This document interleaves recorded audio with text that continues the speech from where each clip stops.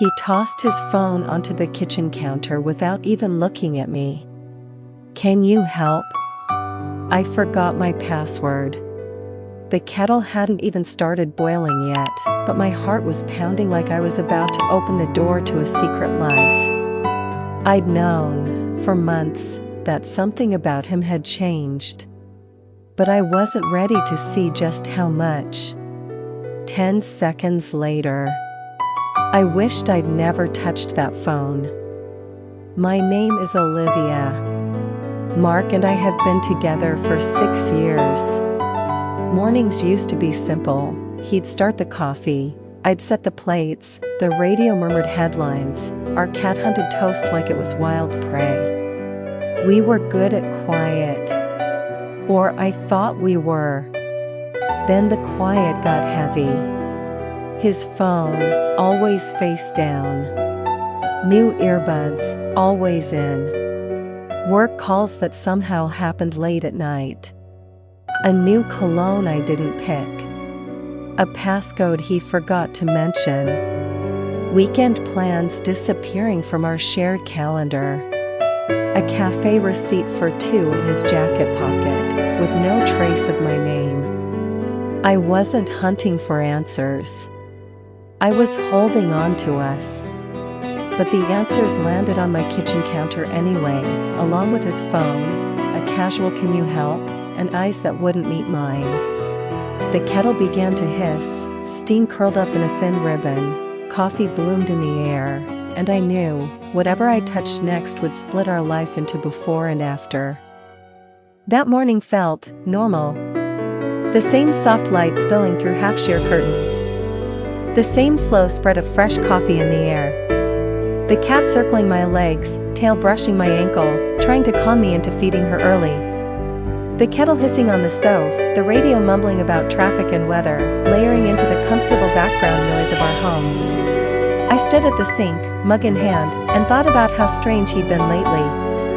Mornings used to mean something, some little joke, a good morning, at least a comment about the cat's attitude. Now, he'd scroll in silence, eyes locked on his phone, his face shifting as he read something. Sometimes softer. But never for me. I'd noticed he'd been forgetting his phone on the kitchen counter more often, especially when he went for a shower. Always face down. Like it had something to hide. I'd never thought twice about it before. But now the little things lined up into a puzzle, and a few pieces were missing. He came into the kitchen barefoot, wearing that old, faded football tee. His hair was messy, his eyes distant. Without a word, he set his phone on the counter and said, without looking at me, "Can you help? I forgot my password." Forgot his password? The same one he'd changed barely a month ago? I said nothing. Just nodded. And right then, I felt it. That pull in my chest. Like my heart already knew, we were heading somewhere there was no way back from.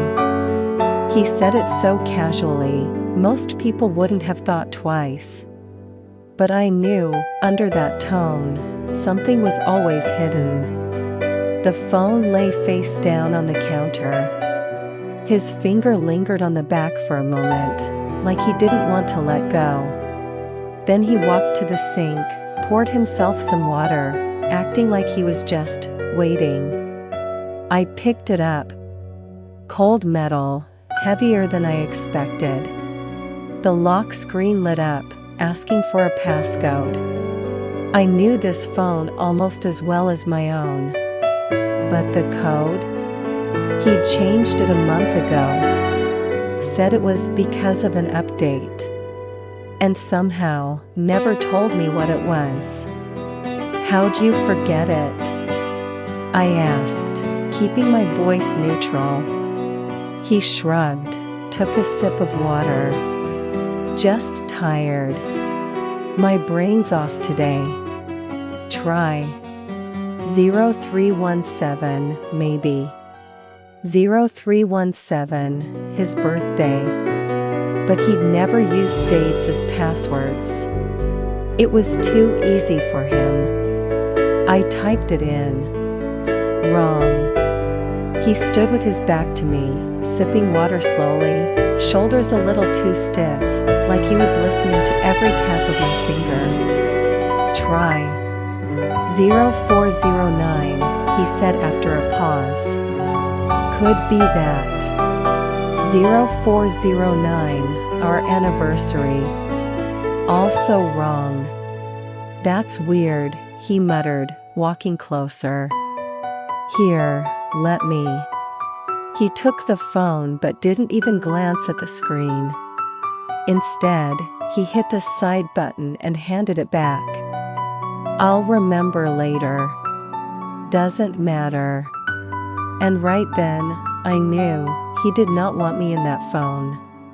And if I ever got in, I'd see exactly what he'd been hiding.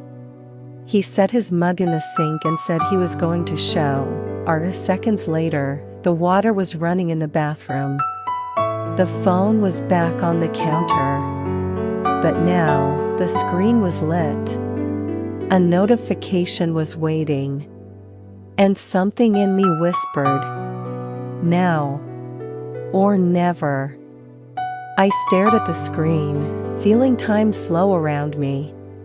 The notification blinked in the top corner, a tiny chat icon. Just a name. Nothing suspicious, unless you'd never seen that name before. And I hadn't. I swiped, and the lock screen popped up. 3 tries. Then a 15-minute lockout. In my head, you either do this now, or you live with questions. I tried to think, what would he use? A date? No. His favorite number? No. Someone's name? Too stupid or too obvious.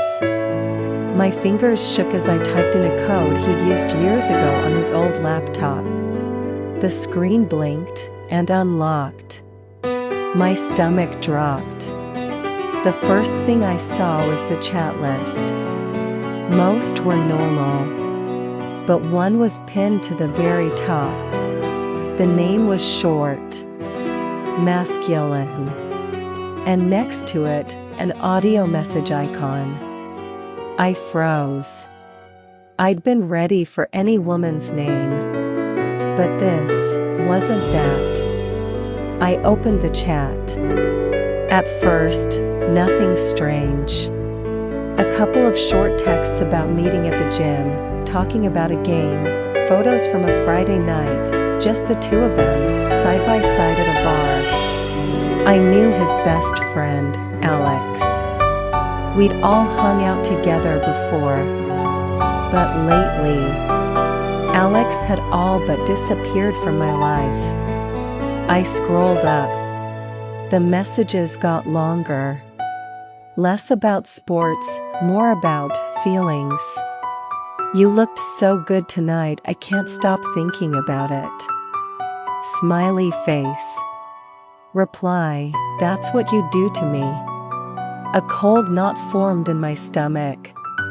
I kept rereading the lines, trying to make sense of it. But no matter how I turned it over in my head, I was reading messages between my husband and his best friend that went far beyond friendship. Then came the kind of lines you could explain away if you really wanted to. I hope you don't regret staying. The only thing I regret is having to hide it. I kept scrolling, my palms damp, the screen slipping under my fingers. And then, near the top of the thread, I saw them. Voice messages. Several in a row. Each sent late at night, on the exact evenings he told me he was working late. My finger hovered over the little gray triangle like it wasn't a button, but a trigger. The room was silent, except for the sound of water running behind the bathroom door. Every drop hit the tile like it was being recorded by a mic. My pulse quickened. My chest tightened, like someone had set a heavy stone inside it. Part of me whispered, "Don't do it. Maybe you don't want to know." But another voice answered, "You already know. You just haven't heard it yet." I pressed play. At first, silence. Then, a low, quiet voice. His voice. But the tone was different. Warm. Soft. A way I hadn't heard him speak in months. "I can't stop thinking about you," he said, no trace of humor in it. A soft laugh followed, and Alex's voice. "You have no idea how much I'm looking forward to it." I almost dropped the phone. The sound of the shower suddenly felt louder, closer, like he could step out any second and see me with this damn screen in my hand. But I couldn't stop. I played the next one. "I wish we could be together all day and all night," he said. "But for now, we'll have to wait." Goosebumps ran up my arms. I knew exactly what I was hearing, but my mind still tried to push it away. It's a joke. Some stupid prank. But there was nothing joking in those voices. Only longing. And closeness. The kind that used to be mine. I set the phone down on the counter and stared at nothing. The world around me went muffled. I could see drops sliding down the side of the kettle, hear the cat meowing outside the kitchen door, but it all felt far away, like I was behind glass. Those words. Those voices. That tone I used to think was mine alone. And Alex. I remembered him sitting at our table on Thanksgiving, helping Mark fix the car, the three of us laughing over some stupid joke. The quick, friendly hugs that now felt wrong. Sticky. Out of place. A wave rose in my chest, a mix of anger, hurt, and an odd, icy calm. I realized everything I was looking for in those messages. I'd already found. And it was worse than I imagined. Not a woman. Not some random one-night mistake. But the person he called his brother. The person I'd trusted almost as much as him. In that moment, I understood nothing about this was an accident. What I'd heard wasn't weakness or a lapse in judgment. It was another life. One that existed right next to mine and had no place for me in it. The shower was still running. Every second felt like its own minute. I stood in the kitchen, leaning against the counter, my palms still holding the cold memory of his phone. Images flashed in my mind, our first kiss in the rain, his face when he proposed, road trips, laughter, touches, the words "I love you." And then, that warm, intimate voice on the phone.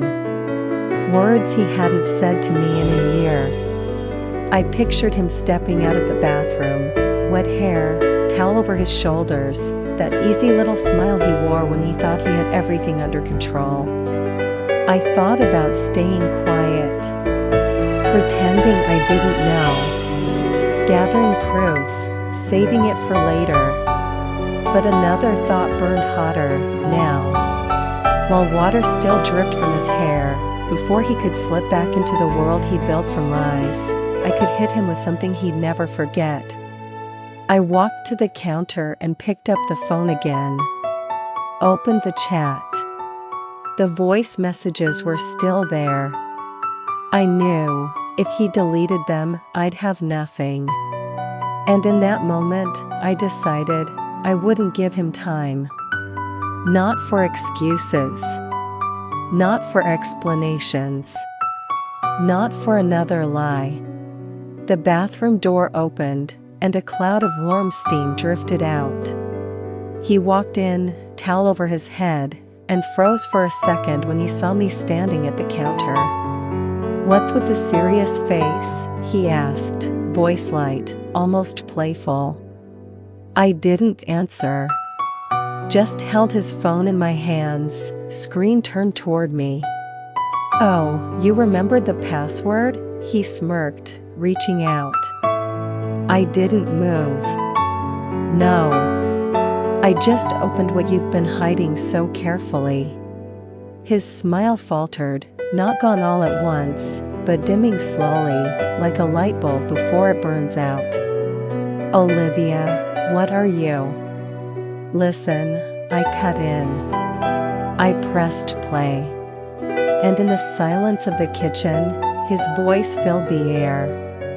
"I can't stop thinking about you." His eyes flicked from the screen to me. "That's not," he started, but I hit the next one. "You have no idea how much I'm looking forward to it," Alex's voice said. He froze. The towel stayed halfway up. A drop of water slid from his elbow to the floor. "Do you want to explain that?" I asked, locking eyes with him. Silence. Just the drip of water from his hair, and the slow tick of the kitchen clock. He stood there, and I could see his mind scrambling for words. "It's not what you think," he said at last, his voice low, but laced with desperation. "Really?" I tilted my head. "Then tell me, what is it?" His mouth opened, then closed again. His eyes darted, from the phone in my hand, to the floor, to the clock, back to me. Like he was searching the room for a version of the truth I might believe. He started, then cut himself off, knowing anything he said would be empty. I stepped back. The air between us felt heavy, like the moment before a storm. "You can keep your explanations, Mark. I've already heard enough." He ran a hand over his face, pressed his fingers to his temples, but said nothing else. I set the phone down on the counter, just out of his reach, and walked past him, feeling him turn toward me, but not move. At the doorway, I stopped. "You know the worst part?" I asked, without looking back. "I could probably forgive an affair, but not the betrayal of trust. And not with the man you called your brother." I walked to the door, leaving him in the kitchen, surrounded by silence and fading steam. I sat in my car, hands on the steering wheel, but didn't start the engine. Rain tapped against the windshield, each drop sliding down slowly, like my breathing. I thought about how many years we'd spent building this life, these walls, this illusion of comfort. How many small pieces had formed a picture I believed in. And how easily it all came undone, with one chat, a few voice messages, a laugh that wasn't meant for me. Strangely, I didn't cry. The tears had run out before he even stepped out of the shower. Instead, there was a still, empty space inside me. A place without anger or pain. Just quiet. And in that quiet, I realized, sometimes loss is the only way to find yourself again. I started the engine and glanced in the rearview mirror. A shadow moved deep inside the house. Once, I thought he was my other half. Turns out, he was just part of the lie I let myself believe. I shifted into drive and pulled away. Without looking back. Write in the comments, who had this? What did you do?